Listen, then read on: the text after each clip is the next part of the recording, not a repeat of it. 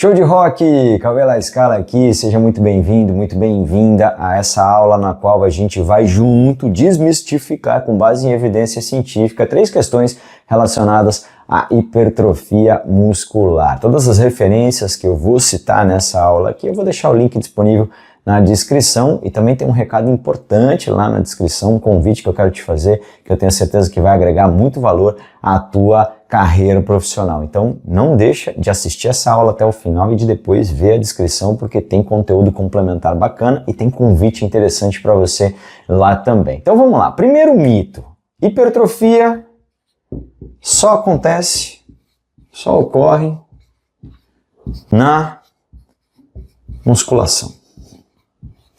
Esse é o primeiro mito que a gente ainda vê muita gente acreditando, inclusive profissionais da saúde. Tem muito médico, por exemplo, que fala: não faz treinamento funcional porque você só vai emagrecer. Vai fazer musculação porque hipertrofia, massa magra é só com musculação.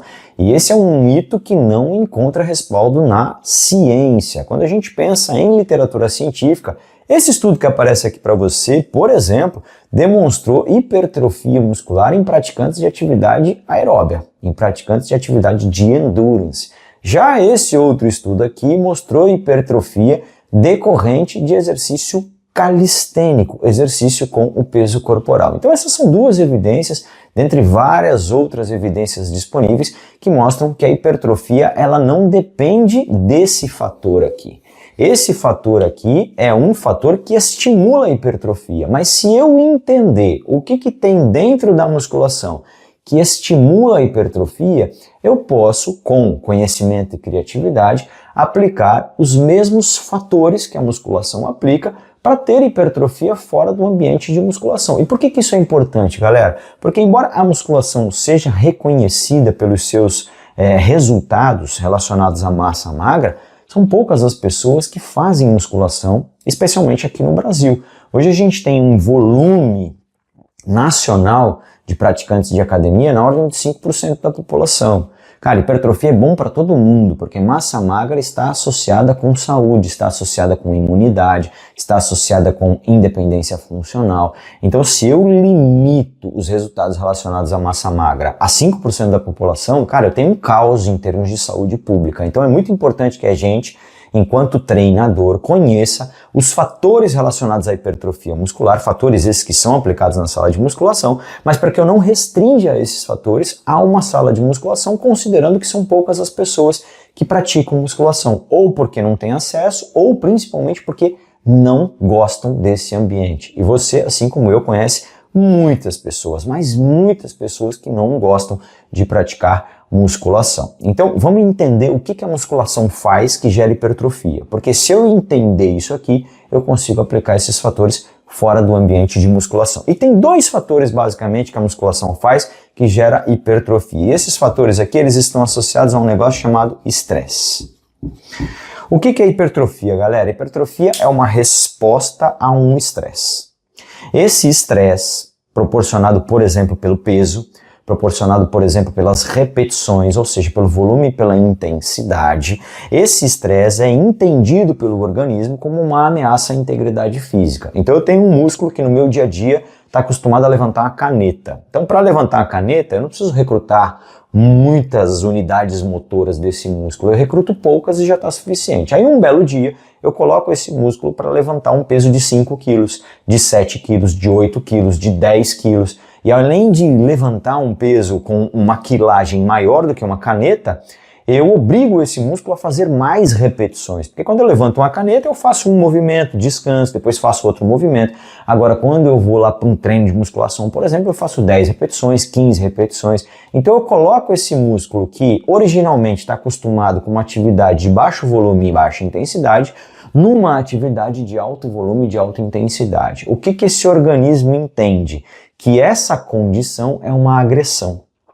E que se eu mantiver esse músculo nessa condição de alto volume, de alta intensidade, esse músculo vai se machucar. Ele vai se degradar, ele vai morrer. Então, qual é a resposta fisiológica? relacionada à proteção desse músculo. Cara, vamos aumentar a quantidade de músculo para que esse músculo se torne mais resistente e não sofra tanto diante dessa condição de estresse. Então esse estresse, ele desencadeia, por exemplo, uma série de reações químicas que culminam com a produção de proteína. Produção de actina, produção de miosina. Então essa proteína produzida, ela vai sendo incorporada nesse tecido para que esse tecido aumente de tamanho. Isso é um sistema de proteção do organismo contra aquilo que ele entendeu como uma ameaça à integridade física, o estresse. Então o que a musculação faz para gerar hipertrofia é aplicar estresse. E esse estresse, basicamente, ele tem duas características. A primeira característica é tensão mecânica. A tensão mecânica é o quanto que eu aplico de tensão naquela fibra. Isso aqui tem relação direta, por exemplo, com intensidade. Então, quando eu coloco carga, por exemplo, eu tenho ali um ambiente que favorece hipertrofia. Por quê? Porque eu estou expondo aquela minha fibra à tensão. Só que tem um outro fator que muitas vezes está associado com o volume, que não é só a tensão, é o estresse metabólico. Estresse metabólico. O estresse metabólico, ele já tem relação com as vias energéticas. O quanto que eu gasto de energia, o quanto que eu obrigo aquele meu músculo a sintetizar mais energia para gastar energia diante da realização das repetições. Então isso aqui também é entendido pelo corpo como uma ameaça à integridade física. O que que o corpo faz em relação a isso aqui?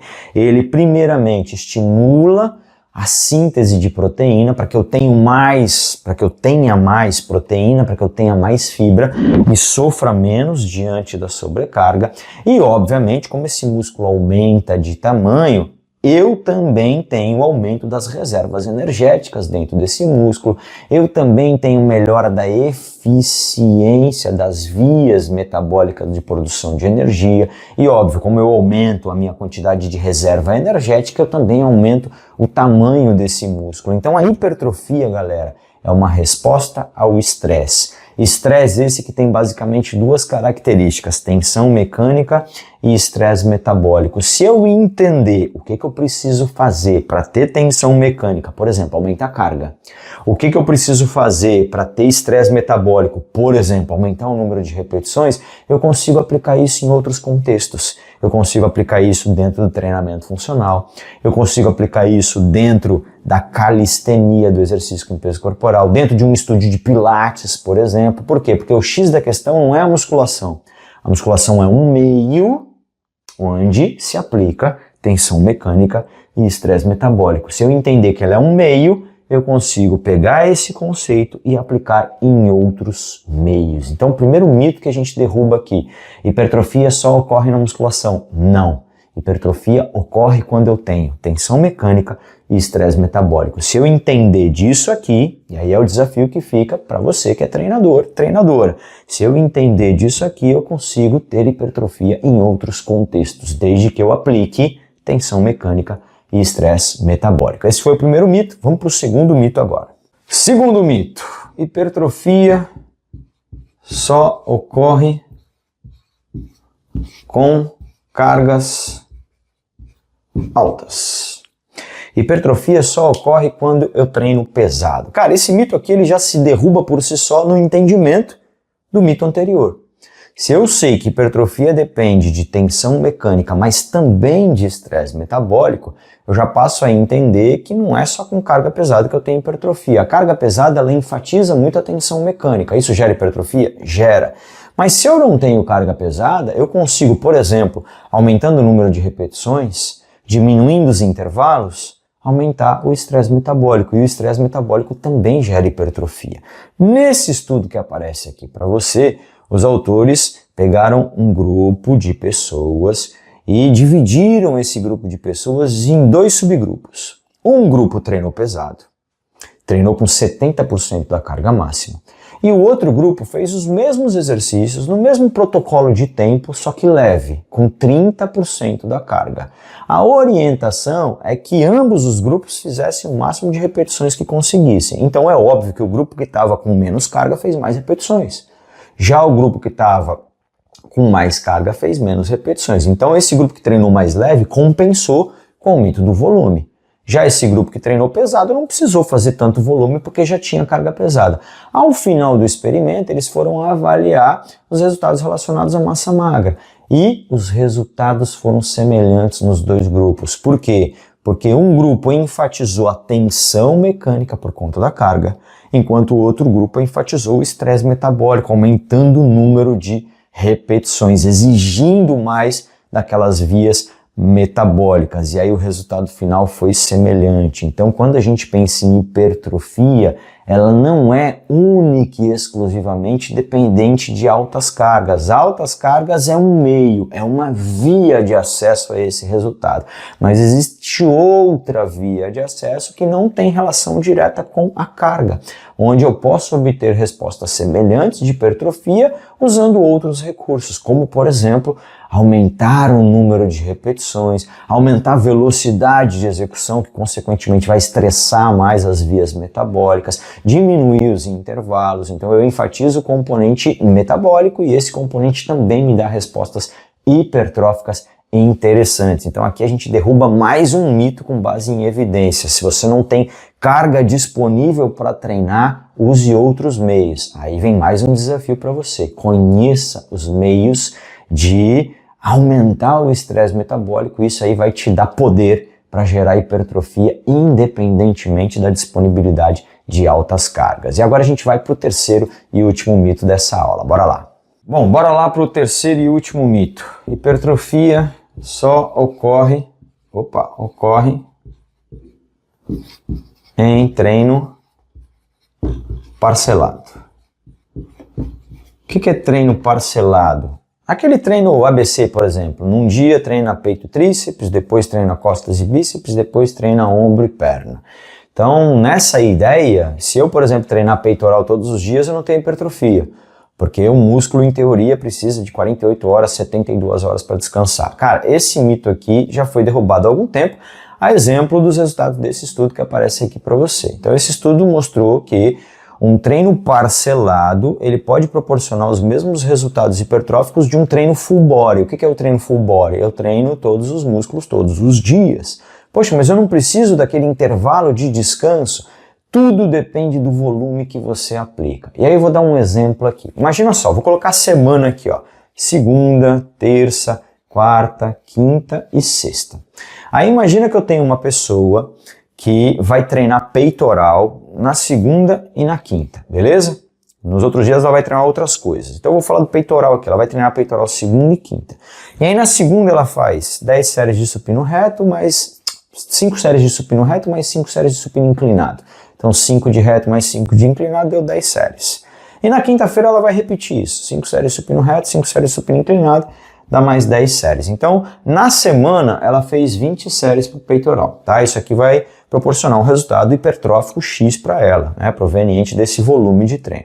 Só que aí eu tenho uma outra pessoa, e essa outra pessoa, ao invés de treinar peitoral na segunda e na quinta, ela vai treinar peitoral todos os dias. Só que na segunda, ela vai fazer 4 séries só. Imagina só que ela faz 4 séries de supino reto.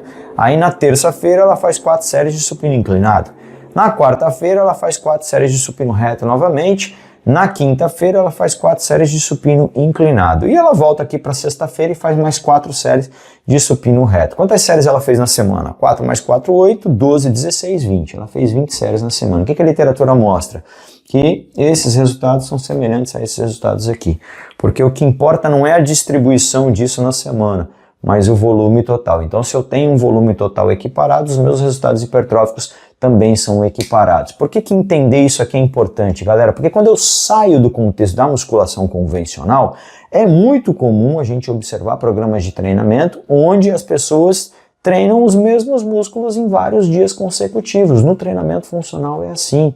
No cross-training, no crossfit é assim. E em muitos casos, no treino outdoor, por exemplo, quem treina na praia, quem treina em casa, também é assim. E a gente tem uma ideia prévia de um mito de que, não, para o treino proporcionar resultado de hipertrofia tem que ser parcelado. Não, se o volume for suficiente, o volume semanal for suficiente, a gente tem hipertrofia acontecendo e a literatura mostra isso pra gente. Então, Com esse mito aqui, a gente derruba 3 mitos importantes relacionados à hipertrofia. Primeiro, hipertrofia só acontece na musculação, mito. Segundo, hipertrofia só acontece quando eu treino com altas cargas, mito também. Terceiro mito, hipertrofia só acontece quando a gente treina parcelado, não é verdade, é fake news. Curtiu? Se você quer mais profundidade no assunto, eu convido a ler a legenda, porque além dos links relacionados aos artigos que eu citei aqui, eu tenho um convite muito especial para te fazer dentro dessa legenda. Não deixa de ler porque vai valer a pena. Te vejo no próximo vídeo, tamo junto, rock and roll.